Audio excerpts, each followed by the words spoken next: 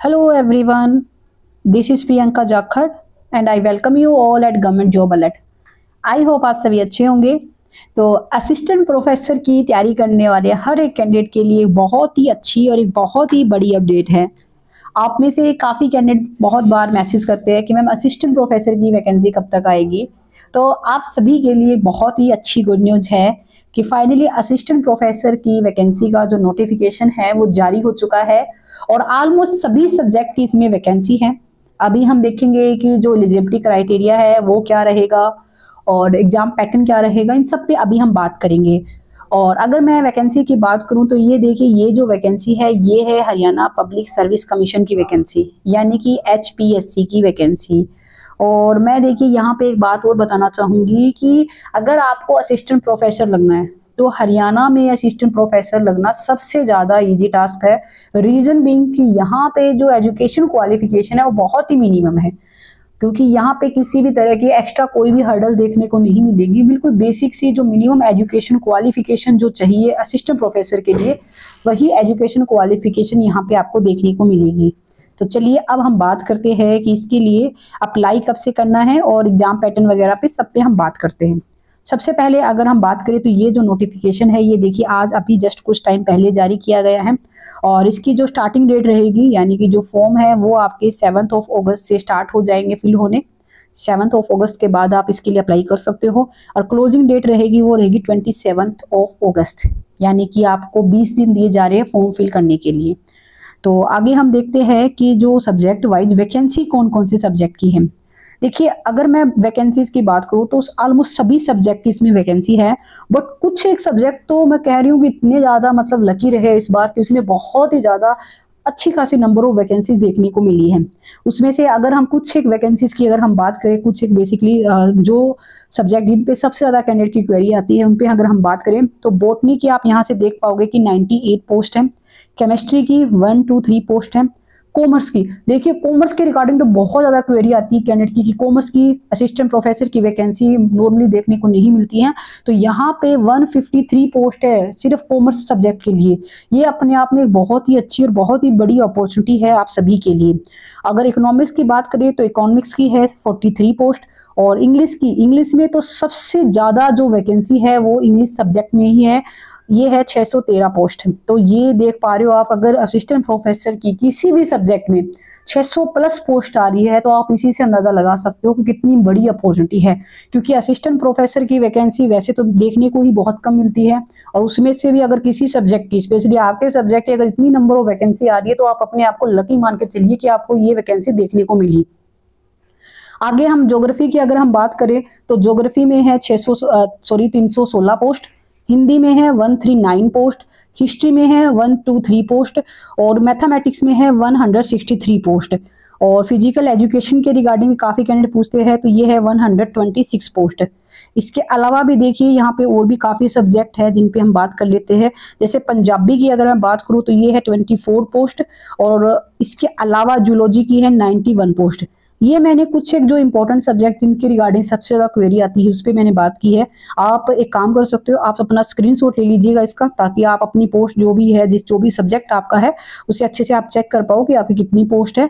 और इसके अलावा देखिए अगर आपको ये PDF चाहिए तो इस PDF का जो लिंक है, ये PDF जो है मैं अपने टेलीग्राम चैनल पर शेयर कर दूंगी, आप वहाँ से ये डाउनलोड कर सकते हो। और टेलीग्राम चैनल का जो लिंक है आपको इसी वीडियो के नीचे फर्स्ट कमेंट में पिन किया हुआ मिलेगा, वहाँ से आप टेलीग्राम चैनल पर जुड़िएगा और वहाँ से आप ये PDF डाउनलोड करके अच्छे से अपने सब्जेक्ट वाइज वैकेंसीज देख सकते हो। आगे हम बात कर लेते हैं एजुकेशन क्वालिफिकेशन के बारे में कि एजुकेशन क्वालिफिकेशन क्या चाहिए इसमें।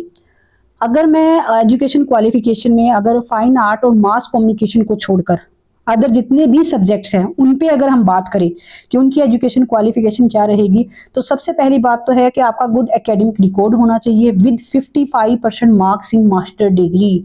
तो 55% मार्क्स होने चाहिए आपके मास्टर डिग्री में। और गुड एकेडमिक रिकॉर्ड के बारे में मैं उम्मीद करूंगी कि जो भी अभी ये वीडियो देख रहे हैं, जो भी असिस्टेंट प्रोफेसर के एस्पिरेंट हैं, उन्हें गुड एकेडमिक रिकॉर्ड के बारे में पता होगा। और अगर फिर भी आपको कोई भी क्वेरी है, कोई भी डाउट है तो आप नीचे कमेंट बॉक्स में कमेंट कीजिएगा, मैं एक सेपरेट वीडियो लेके आऊँगी, क्योंकि ये सबसे ज़्यादा कन्फ्यूजिंग और सबसे ज़्यादा इम्पोर्टेंट पॉइंट है एक असिस्टेंट प्रोफेसर के एस्पिरेंट के लिए, क्योंकि बहुत बार कैंडिडेट को इसके बारे में पता नहीं होता और बाद में उन्हें आफ्टर क्लियरिंग द एग्जाम बहुत सारी दिक्कतों का सामना करना पड़ता है। नेक्स्ट हम बात कर लेते हैं सेकंड जो एजुकेशन क्वालिफिकेशन जो मेन है वो है कि आपके पास या तो हिंदी या फिर संस्कृत, दोनों में से कोई भी एक सब्जेक्ट आपने या तो अपनी 10th क्लास में आपने स्टडी किया हो या फिर हायर एजुकेशन में आपके पास इन दोनों में से कोई एक सब्जेक्ट होना चाहिए।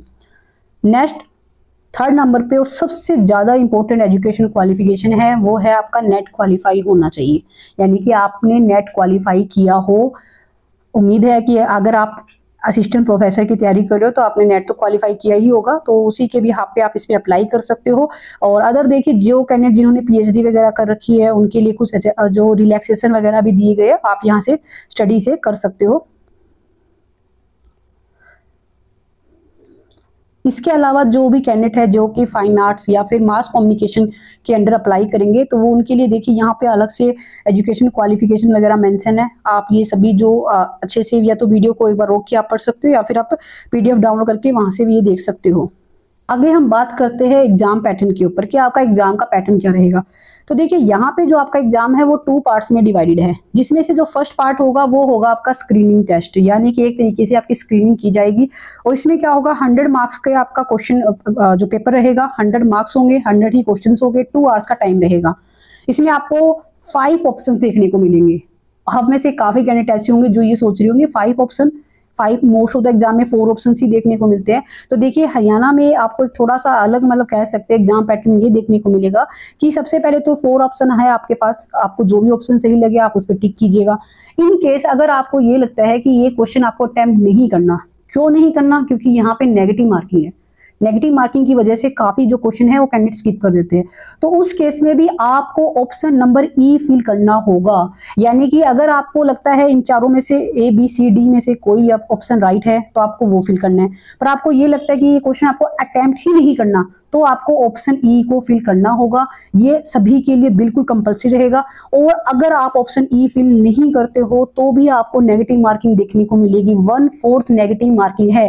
ये सिर्फ हरियाणा में आपको देखने को मिलेगा, जहां पे कोई भी सर्कल को फिल न करने पे भी कैंडिडेट के मार्क्स डिडक्ट कर लिए जाते हैं। और अगर यहाँ पे अगर आप कोई भी ऑप्शन फिल नहीं करते हो, 5 में से कोई भी ऑप्शन है आप फिल नहीं करते हो और कंटिन्यूटी में आपके 10 जो क्वेश्चन है वो आप बिल्कुल ब्लैंक छोड़ देते हो तो आपको डिसक्वालीफाई भी कर दिया जाएगा। यानी कि ये सभी के लिए मस्ट रहेगा कि आपको कोई ना कोई ऑप्शन तो जरूर सिलेक्ट करना होगा। 1/4 नेगेटिव मार्किंग है वैसे भी, और यहाँ पे बता रखा है कि ये जो सब्जेक्ट है इनका जो एग्जाम है ये सिर्फ आपको इंग्लिश में देखने को मिलेगा, और ये वो सब्जेक्ट है जिनका जो एग्जाम है आपको बाइलिंगुअल मिलेगा, यानी कि इंग्लिश और हिंदी दोनों लैंग्वेज में आपको ये एग्जाम देखने को मिलेगा। आगे हम बात करते हैं कि जो भी कैंडिडेट स्क्रीनिंग जो पेपर है उसे क्वालिफाई करेगा, जिसमें मिनिमम कट ऑफ मार्क्स रहेंगे 25%। बाकी देखिए इसके ऊपर आपकी जो भी इस एग्जाम को क्वालिफाई करेगा उसके 4 टाइम जितनी भी आपकी पोस्ट है, आपकी पोस्ट के 4 टाइम्स कैंडिडेट को सेकंड एग्जाम के लिए बुलाया जाएगा। और जो सेकंड एग्जाम रहेगा वो रहेगा आपका सब्जेक्ट बेस्ड, यानी कि जिस भी सब्जेक्ट से आप अप्लाई करोगे सीए बिहाफ पे सेकंड एग्जाम कंडक्ट होगा। टोटल मार्क्स होंगे 150, टाइम होगा 3 आवर्स। और ये वैसे ही बता रखा है कि कौन कौन से पेपर होंगे जो आपके इंग्लिश में होंगे और कौन से हिंदी में होंगे, यानी दोनों लैंग्वेज में आपको देखने को मिलेंगे। और यहाँ पे भी है कि आपको सेकंड एग्जाम में मिनिमम 35% मार्क्स तो स्कोर करने होंगे। अगर 34% मार्क्स आप स्कोर नहीं करते हो तो जो सीट है वो वैकेंट रख ली जाएगी, बट किसी भी लोअर मार्क्स से कैंडिडेट को ये सीट अलॉट नहीं की जाएगी, जो कि मुझे भी लगता है कि कहीं ना कहीं अच्छी बात है कि क्वालिटी ऑफ एजुकेशन की अगर हम बात करें तो वहाँ पे ये चीज़ यहाँ पे मेंटेन रहेगी। और सब्जेक्ट की जो वेटेज है वो रहेगी 87.5। स्क्रीनिंग जो टेस्ट है वो सिर्फ आपका क्वालिफाई नेचर का रहेगा, मतलब आपके उसी के बिहाफ पे आपको बुलाया जाएगा आगे, मतलब फाइनल मेरिट में उसके मार्क्स ऐड नहीं होंगे। सिर्फ जो सेकंड जो पेपर है जो सब्जेक्ट का आपका एग्जाम होगा वही उसी के बिहाफ पे आपकी मेरिट बनेगी, वही आपका सिलेक्शन और रिजेक्शन डिसाइड करेगा। और जो भी कैंडिडेट इस सब्जेक्टिव एग्जाम को क्वालिफाई करेगा उसी का क्या होगा, उसको इंटरव्यू के लिए कॉल की जाएगी और इंटरव्यू की वेटेज रहेगी 12.5%, यानी कि टोटल 100% इस तरह से आपका एग्जाम जो है वो सेट होगा। तो एज लिमिट है यहाँ पे आप देख पाओगे कि जो मिनिमम एज है वो 21, मैक्सिमम है 42 फॉर द जनरल कैटेगरी। इसके अलावा जो भी रिजर्व कैटेगरीज है उन्हें एज रिलैक्सेशन भी देखने को मिलेगा। नेक्स्ट अगर हम एप्लीकेशन फीस की बात करें तो ये आप यहाँ से देख पाओगे, जनरल कैटेगरी 1000 रुपीज है, अदर 250 रुपीज है, आप यहाँ से अपने आप देख पाओगे।